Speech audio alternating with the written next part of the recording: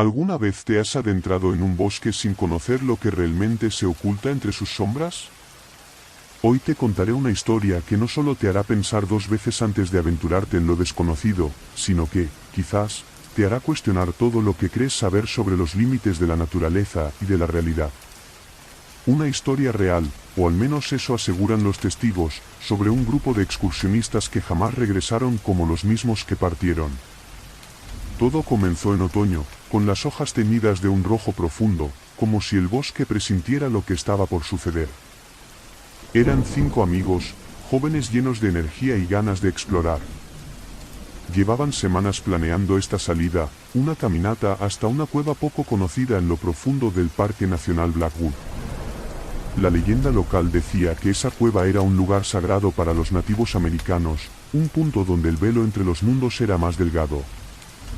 Pero para ellos, era solo una aventura más, una oportunidad de subir fotos increíbles a sus redes sociales.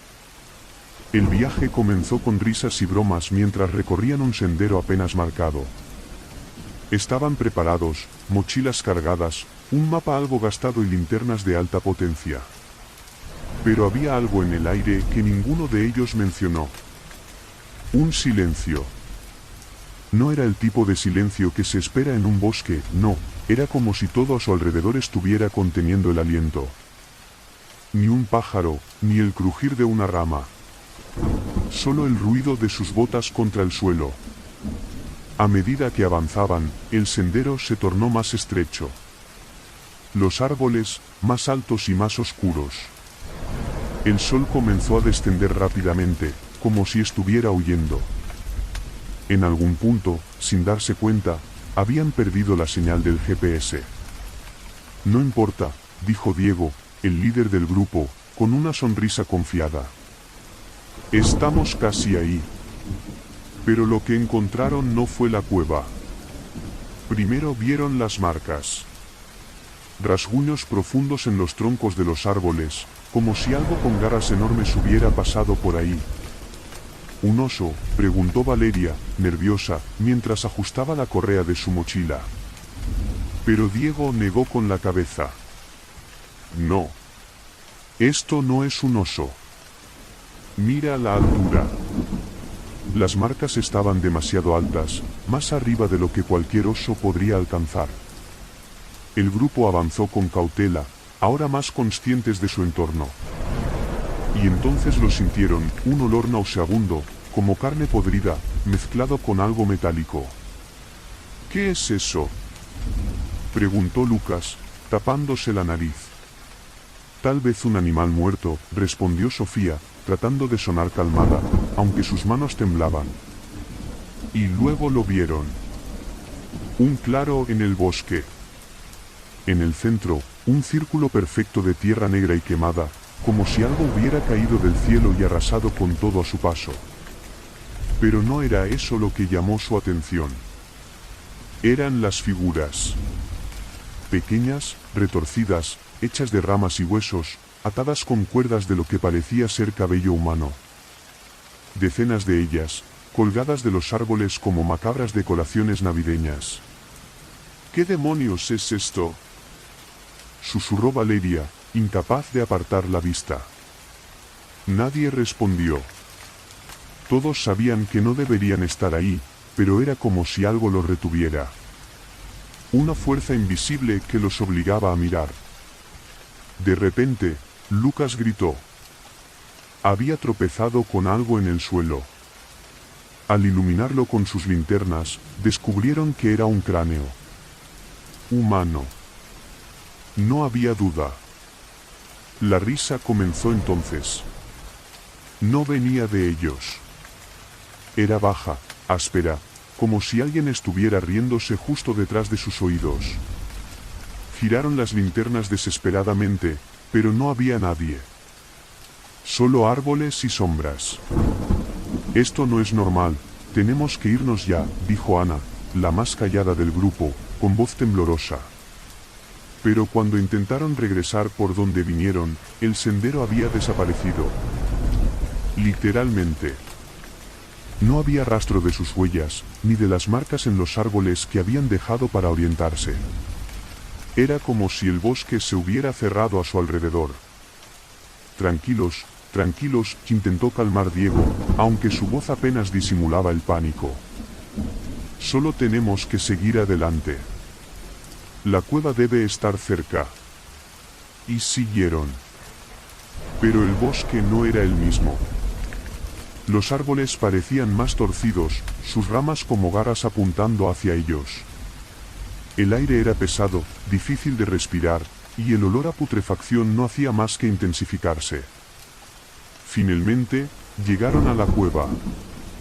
Pero en lugar de alivio, sintieron algo peor. Una presencia. Algo que los observaba desde las sombras más profundas del interior. No entremos ahí, dijo Ana, retrocediendo.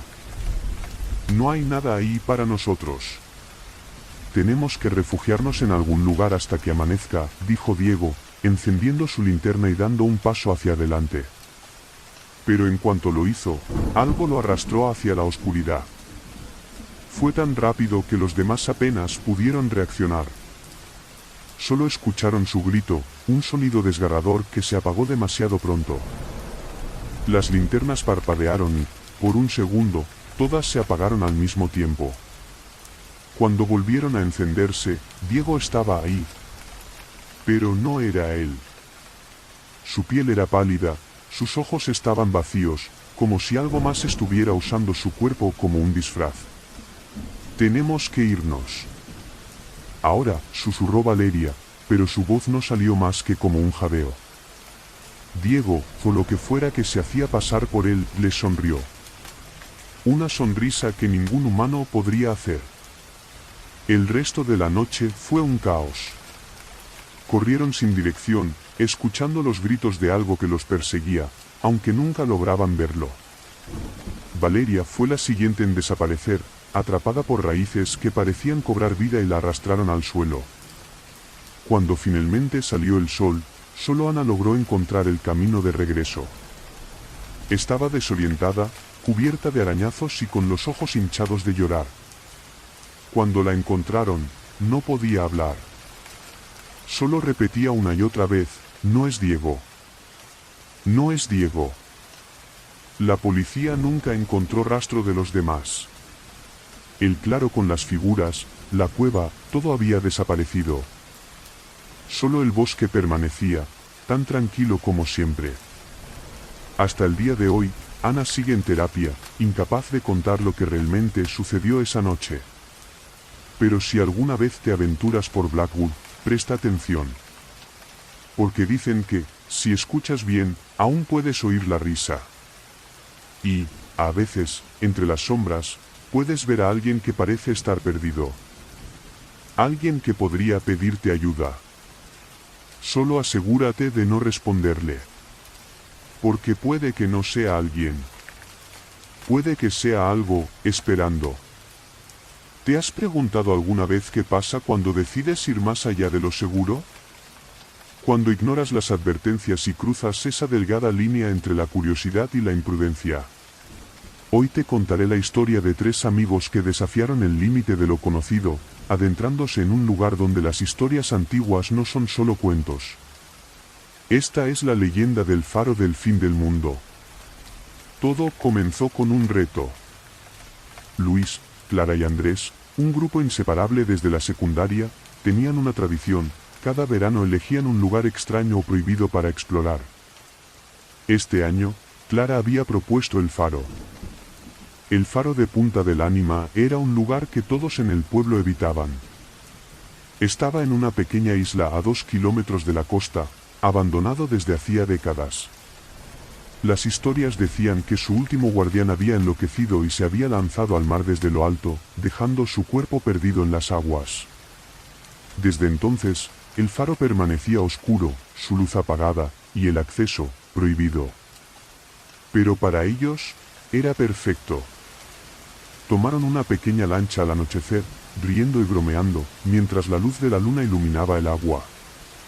A medida que se acercaban, la silueta del faro se hacía más clara, una torre alta y estrecha, cubierta de musgo y con ventanas rotas que parecían ojos vigilantes. ¿Seguro que es buena idea?, preguntó Andrés, mientras ataban la lancha a una roca en la costa. ¿Qué puede pasar?, respondió Luis con una sonrisa confiada. Solo es un faro viejo. Clara no dijo nada, pero sus ojos brillaban de emoción.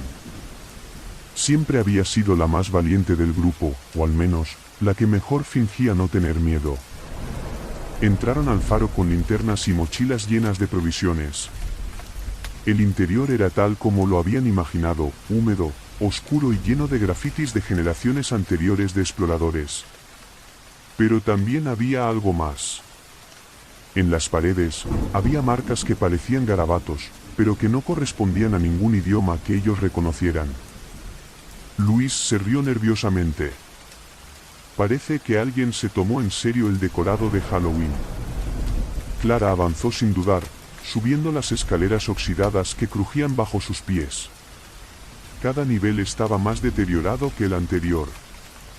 Encontraron cuartos pequeños llenos de muebles rotos y objetos que parecían haber sido abandonados apresuradamente, una taza con café seco, un libro abierto por la mitad, un par de botas junto a una cama deshecha.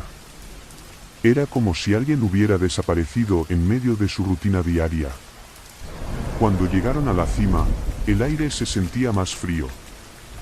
El cuarto donde se encontraba la lámpara del faro estaba vacío, salvo por una silla giratoria y un enorme espejo roto.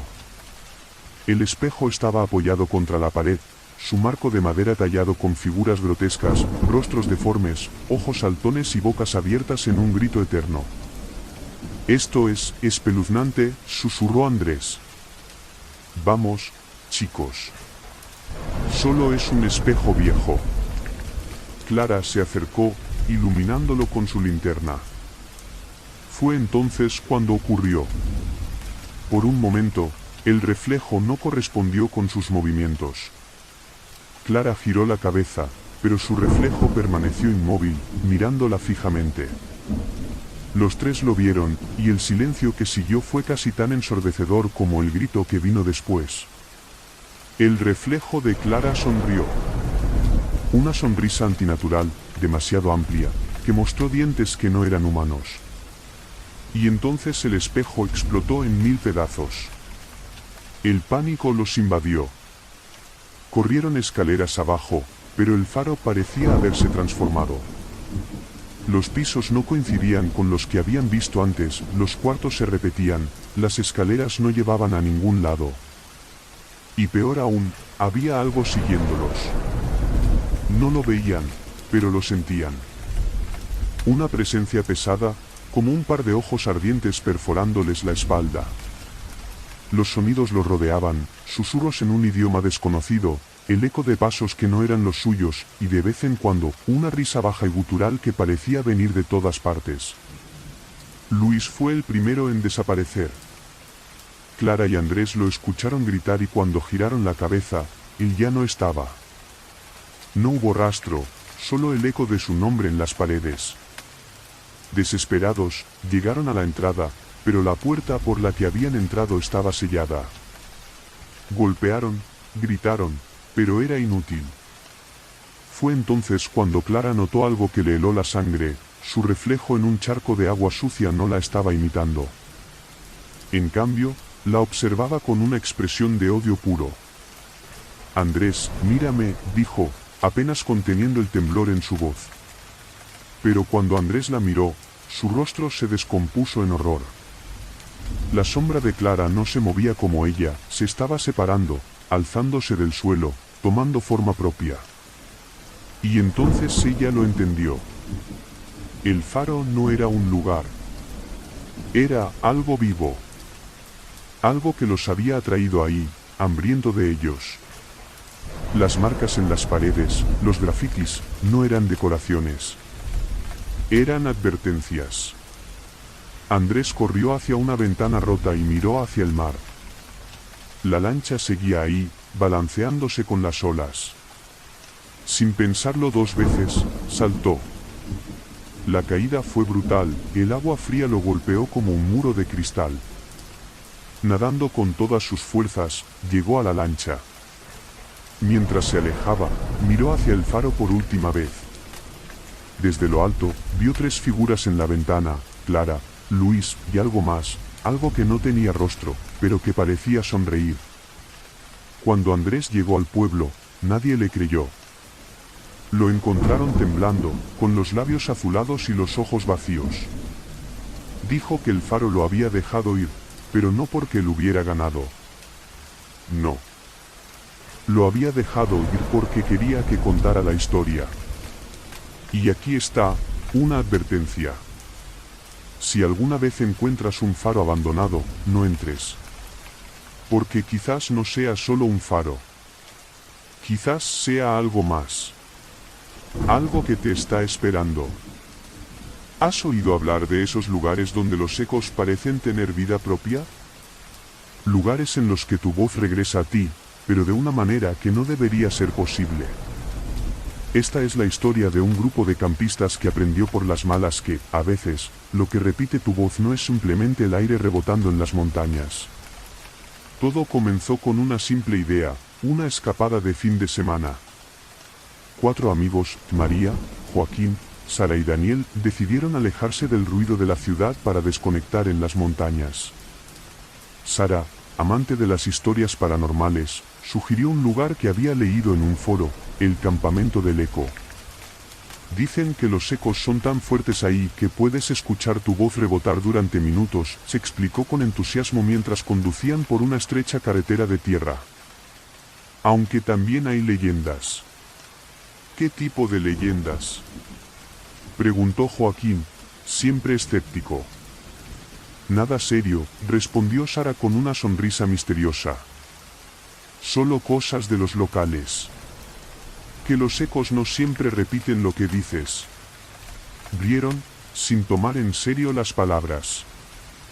Llegaron al campamento al atardecer. El lugar era hermoso, una pradera rodeada de pinos altos, con una vista despejada hacia el valle. Montaron las tiendas de campaña, encendieron una fogata, y pronto las risas y las historias llenaron el aire. Cuando cayó la noche, Joaquín, siempre el bromista, se levantó y gritó hacia el valle. ¡Hola! El eco respondió de inmediato. Un hola, perfecto, devolviéndole su voz como si alguien lo hubiera repetido exactamente. Increíble, dijo Daniel. ¿Es natural o qué? Es natural, respondió Sara, pero la gente dice que si te quedas lo suficiente, el eco empieza a cambiar. Por favor, rió Joaquín. Mira. Gritó de nuevo. ¿Soy el rey del mundo? El eco regresó, idéntico, ¿soy el rey del mundo? ¿Ves? Solo ciencia. Pero entonces Sara lo retó. Prueba algo más complicado. Algo largo. Joaquín aceptó con entusiasmo y gritó.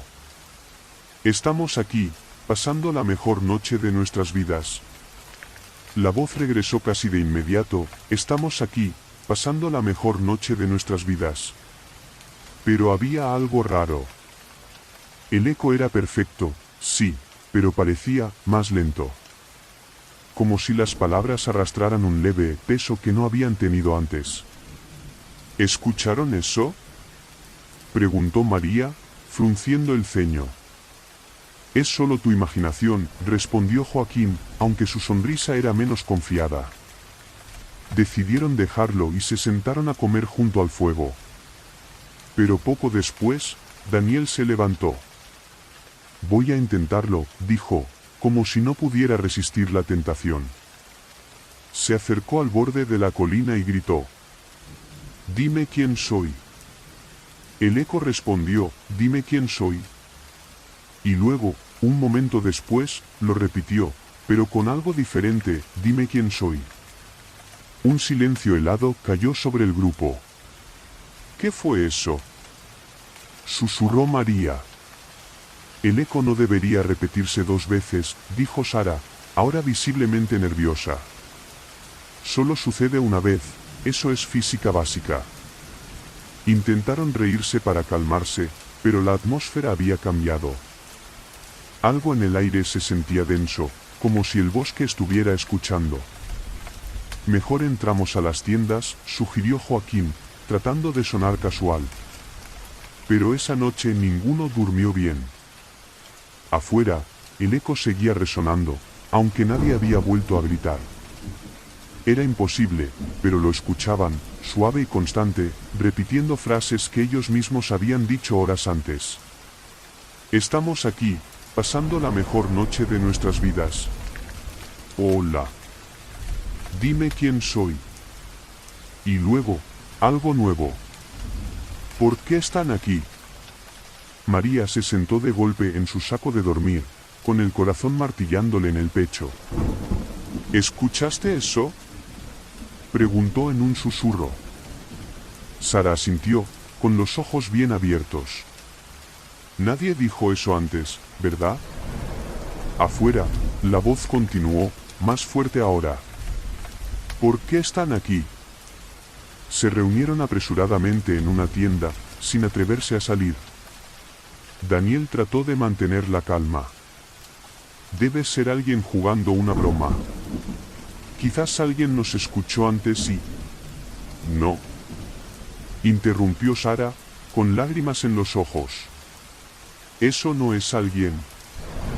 María abrió ligeramente la cremallera de la tienda y miró hacia afuera. La fogata estaba apagada, pero algo más iluminaba la pradera, una tenue luz blanca que parecía provenir del suelo mismo. Y ahí, en el borde del campamento, vio algo. Una figura. Alta y delgada, con extremidades demasiado largas para ser humanas. Parecía observarlos. Y cuando María trató de gritar, la figura levantó una mano, y su voz se quedó atrapada en su garganta. A la distancia, el eco volvió. ¿Por qué están aquí? Pero esta vez, la voz era diferente. No era un reflejo de la suya. Era algo más grave, más densa. Entonces, el eco habló otra vez, pero ahora con un tono que los hizo temblar. Ya es tarde. El grupo salió corriendo, abandonando las tiendas y todo lo que llevaban. Corrieron hacia el bosque, pero parecía que el terreno cambiaba con cada paso. Las sombras se alargaban, y la voz los seguía, ahora más cerca. Finalmente, encontraron el camino que los llevaba de vuelta a la carretera. No se detuvieron hasta que llegaron al auto. Mientras encendían el motor, Joaquín miró por el espejo retrovisor. La figura estaba ahí, de pie en medio de la carretera, mirándolos.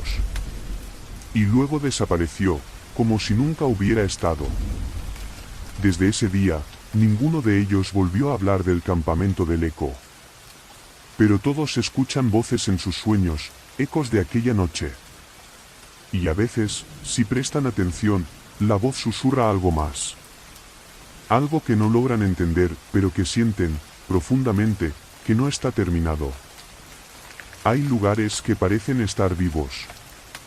No por lo que se mueve en ellos, sino porque todo en su interior parece observarte, escucharte y esperarte. Hoy te contaré la historia de dos hermanos que entraron en una casa abandonada buscando respuestas, y descubrieron que algunas puertas no deberían abrirse nunca. Todo empezó con una leyenda. En el pequeño pueblo de San Cristóbal, al final de una calle olvidada, se encontraba la llamada Casa que Respira. Nadie vivía allí, pero los vecinos juraban escuchar sonidos por las noches, un susurro constante, como el aire entrando y saliendo de pulmones gigantescos. Héctor y Valeria, dos hermanos de 19 y 16 años respectivamente, llegaron al pueblo para pasar el verano con su abuela. La casa estaba justo al otro lado de la calle, visible desde la ventana del cuarto que compartían. Dicen que la casa está maldita, dijo la abuela una noche mientras tejía junto a ellos. Nadie sabe quién vivió ahí por última vez. Lo único que todos acuerdan es que nadie que entra, sale siendo el mismo. Héctor, que siempre había sido el más escéptico, rió. Abuela, eso suena como un cuento para niños. Pero Valeria no estaba tan convencida. Esa misma noche, mientras Héctor dormía, se quedó mirando la casa desde la ventana. Era enorme, con un tejado inclinado y ventanas rotas que reflejaban la luz de la luna como ojos vidriosos. Y entonces lo sintió, un cambio en el aire. Fue leve, pero inconfundible. Como si la casa hubiera inhalado. A la mañana siguiente, Valeria convenció a Héctor de explorarla. Si no crees en fantasmas, ¿qué tienes que perder? Solo mi tiempo, respondió él con una sonrisa sarcástica. Pero está bien, vamos. Se colaron por una puerta trasera que apenas se sostenía en sus bisagras. El interior estaba cubierto de polvo y moho, y olía a madera podrida. Pero lo que más les llamó la atención fue el silencio. No había ni un sonido, ni siquiera el crujido de las tablas bajo sus pies. Esto es más aburrido de lo que esperaba, dijo Héctor mientras caminaba hacia el salón principal. Pero Valeria no respondió.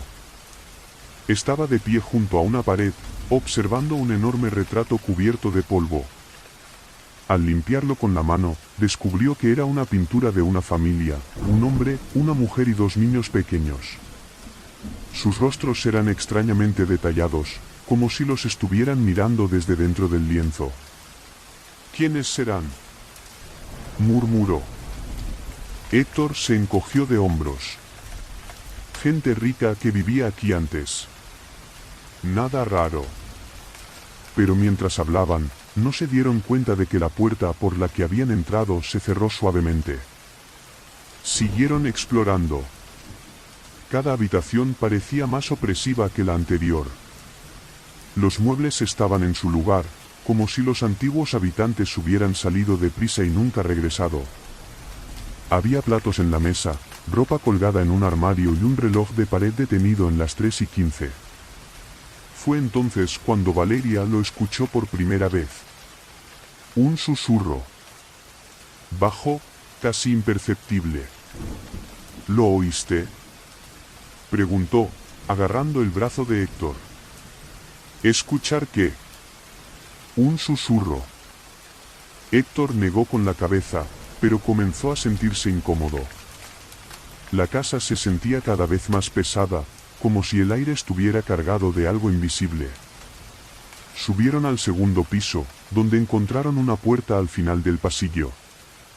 Era diferente a las demás, más grande, hecha de madera oscura y con un pomo de bronce que parecía un ojo. No me gusta esto, dijo Valeria, retrocediendo.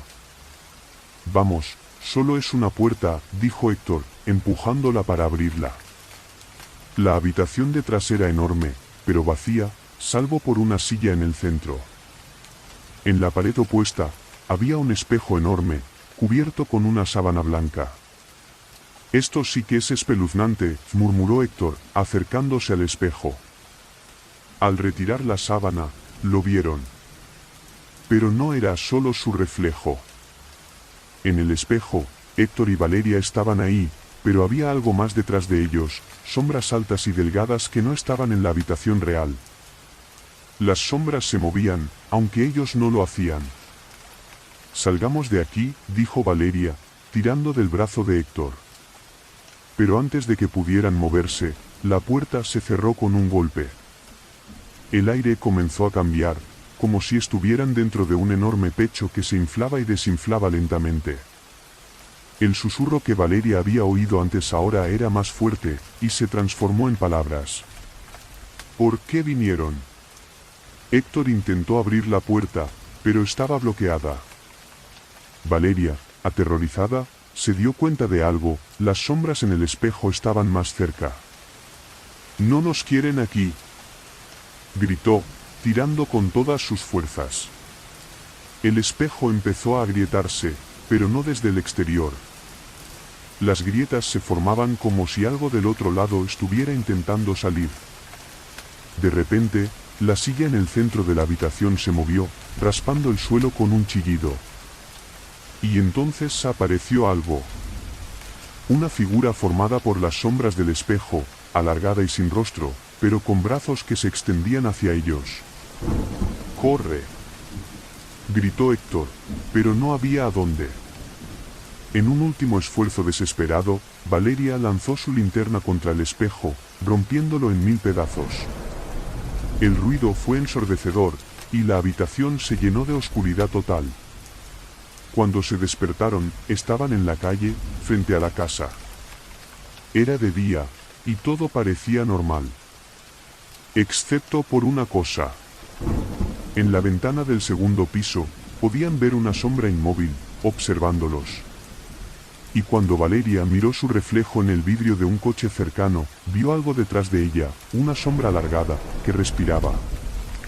Desde ese día, ambos juraron nunca volver a acercarse a esa casa. Pero en las noches, cuando están solos, aún escuchan algo en el silencio. Un susurro. Un recordatorio de que la casa no los dejó ir del todo. Hay algo inquietante en los lugares donde todo está en calma. Donde no se escucha el canto de los pájaros, el crujir de las ramas, ni siquiera el murmullo del viento. Esta es la historia de un grupo de excursionistas que se aventuraron en un bosque tan silencioso que parecía fuera de este mundo y que, para algunos de ellos, lo fue. Andrea, Tomás, Carla y Julián eran amigos desde hacía años. Todos compartían una pasión por la aventura, y cada año organizaban una caminata en algún lugar remoto. Este año, Julián sugirió un bosque del que había oído hablar en un foro en internet, el Bosque del Silencio. Es raro, dijo mientras revisaban mapas en una cafetería. Dicen que cuando entras ahí, no se escucha nada. Nada en absoluto. ¿Ni los animales?, preguntó Carla. Ni siquiera el viento, confirmó Julián. Es como si el lugar absorbiera el sonido. ¿Y qué? ¿Hay fantasmas?, bromeó Tomás. No lo sé, pero algunos dicen que el silencio te vuelve loco. Andrea, siempre la más escéptica, rodó los ojos. Perfecto. Un bosque tranquilo. Vamos. La mañana de la caminata estaba despejada. El bosque estaba a 3 horas de la ciudad, y la carretera que los llevaba ahí era cada vez más estrecha y serpenteante. Finalmente, estacionaron el auto junto a un pequeño letrero de madera que decía simplemente, Reserva Natural, prohibido acampar. Esto ya me parece ilegal, dijo Carla, medio en broma. Tranquila, no vamos a acampar, respondió Julián. Es solo una caminata. Se adentraron en el bosque. Al principio, todo parecía normal, los árboles eran altos y frondosos, sus hojas verdes filtraban la luz del sol en patrones cambiantes.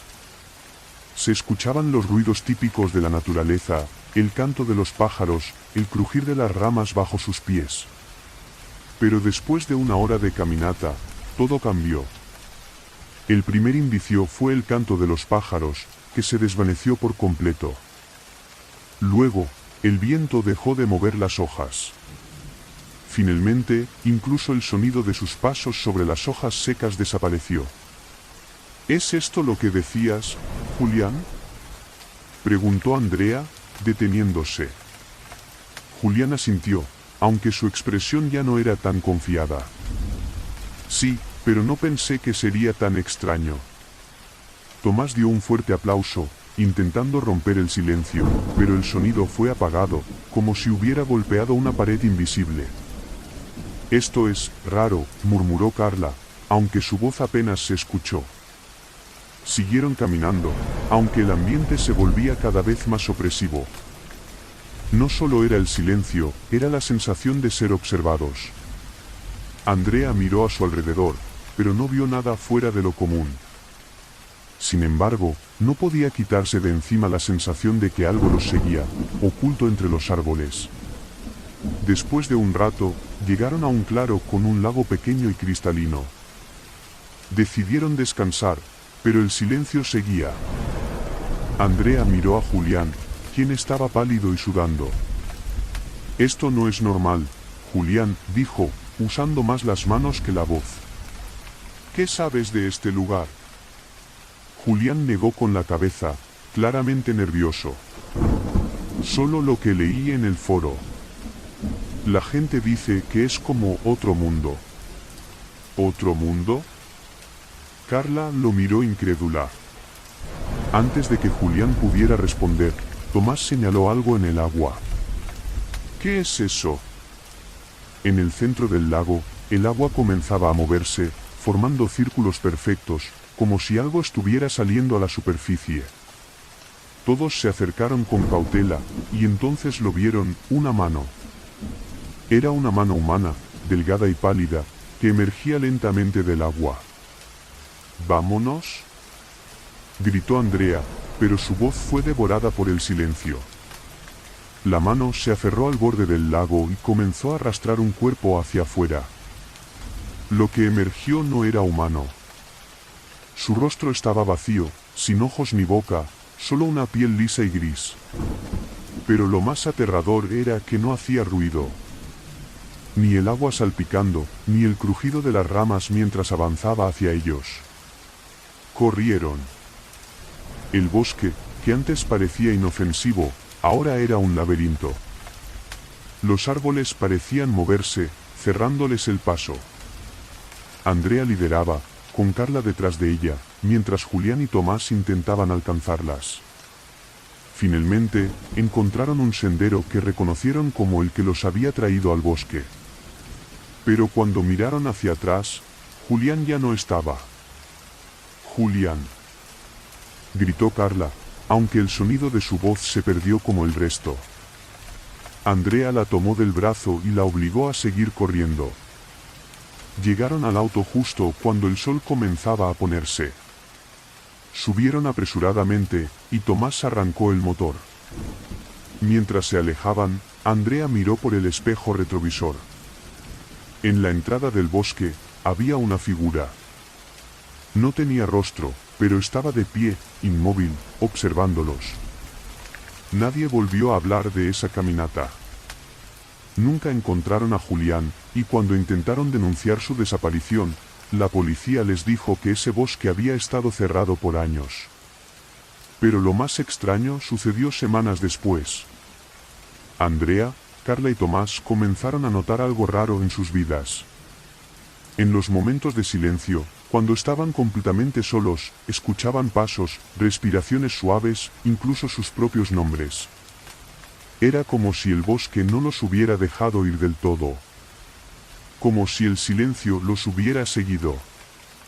Y cada vez que intentaban dormir, soñaban con el claro, el lago y esa figura sin rostro, esperando pacientemente a que regresaran. Hay lugares en el mundo que parecen estar fuera del tiempo, sitios donde las reglas no funcionan como deberían. Hoy te contaré la historia de 3 amigos que descubrieron un pozo en el bosque, uno que nunca debieron mirar, y lo que encontraron al final de su oscuridad los marcó para siempre. Eran las vacaciones de verano, y Marcos, Elena y David decidieron explorar un bosque cerca del pueblo donde habían crecido. Había sido su lugar de juegos cuando eran niños, pero ahora, a sus 20, el bosque era más un recuerdo que un destino habitual. Sin embargo, ese día sintieron la necesidad de volver, como si algo en el aire los llamara. ¿Recuerdas el árbol caído donde hacíamos las casitas?, preguntó Elena mientras caminaban por un sendero lleno de maleza. Claro, respondió David. Era enorme. Me pregunto si sigue ahí. No creo que quede mucho, dijo Marcos. Ese lugar se veía medio podrido ya entonces. El grupo continuó riendo y compartiendo anécdotas de su infancia, pero después de un rato, algo cambió. El aire se sentía más pesado, y el bosque, que antes estaba lleno de vida, parecía extrañamente callado. Entonces lo encontraron. Al principio, no era más que un círculo de piedras en el suelo, cubierto de musgo y hojas secas. Pero cuando Elena limpió la superficie, reveló lo que realmente era, un pozo. ¿Siempre estuvo aquí?, preguntó David, mirando alrededor, confundido. Nunca lo vi antes, respondió Marcos, inclinándose para mirar más de cerca. El pozo era profundo, pero no podían ver el fondo. Elena lanzó una piedra, esperando escuchar el sonido del agua. Pero no pasó nada. No escuché el golpe, dijo, frunciendo el ceño. Quizá está seco, sugirió Marcos, aunque su tono era más dubitativo que convincente. O es demasiado profundo, añadió David, sacando su linterna del bolsillo. Encendió la luz y la apuntó hacia el interior del pozo. El haz iluminó las paredes de piedra, pero el fondo seguía siendo invisible. Esto es raro, dijo David, apagando la linterna. ¿Creen que deberíamos bajar?, preguntó Elena, casi en broma. Marcos sonrió. ¿Qué tal si mejor no jugamos a ser héroes? Este lugar ya da bastante mal rollo. Pero ninguno de ellos se movió. Era como si el pozo los hubiera atrapado, como si una parte de ellos necesitara saber qué había abajo. Finalmente, decidieron regresar al día siguiente con una cuerda larga que David tenía en su garaje. El plan era sencillo, bajar un poco, explorar y salir antes de que anocheciera. Al día siguiente, el aire del bosque parecía aún más pesado, pero ninguno quiso mencionar su incomodidad. Prepararon la cuerda, la aseguraron a un árbol cercano, y Marcos, siendo el más fuerte, se ofreció para bajar primero. Si algo sale mal, me sacan, ¿entendido?, dijo mientras ajustaba el arnés. Ten cuidado, dijo Elena, aunque no podía apartar los ojos del pozo. Marcos comenzó a descender. Al principio, todo fue normal. Las paredes del pozo eran húmedas y resbaladizas, pero firmes. A medida que bajaba, la luz del exterior comenzó a desaparecer, y el aire se volvió más frío. ¿Ves algo?, gritó David desde arriba. Aún no, respondió Marcos, aunque su voz sonaba diferente, más distante. Elena miró a David. ¿Por qué suena tan lejos? Apenas ha bajado 20 metros. David no respondió. Algo no estaba bien, pero no podían detenerse ahora. Entonces, la cuerda se tensó. ¿Marcos?, gritó Elena. ¿Qué pasa? Hay algo aquí abajo, respondió él, pero su voz ya no sonaba como la de siempre. Había algo extraño en su tono, como si viniera desde mucho más lejos de lo que debería. «Sube ya», exclamó David, tirando de la cuerda. Pero Marcos no respondía. La cuerda comenzó a moverse por sí sola, deslizándose hacia el pozo como si algo la estuviera jalando desde el interior. David y Elena intentaron sujetarla, pero era inútil. En cuestión de segundos, la cuerda desapareció, y con ella, Marcos. Elena cayó de rodillas junto al pozo, gritando el nombre de su amigo, pero no hubo respuesta. «Tenemos que buscar ayuda», dijo David, aunque su voz temblaba de miedo. «No podemos dejarlo aquí», insistió Elena, mirando el oscuro vacío del pozo. De repente, el aire cambió. Un olor nauseabundo emergió del pozo, acompañado por un leve sonido, como un susurro. David encendió la linterna y la apuntó hacia abajo. Lo que vieron los dejó helados. Marcos estaba ahí, pero no como lo recordaban. Estaba de pie en las paredes del pozo, como si la gravedad no aplicara para él. Su rostro estaba pálido, sus ojos negros como el vacío, y su boca se movía, aunque no emitía sonido. Entonces habló.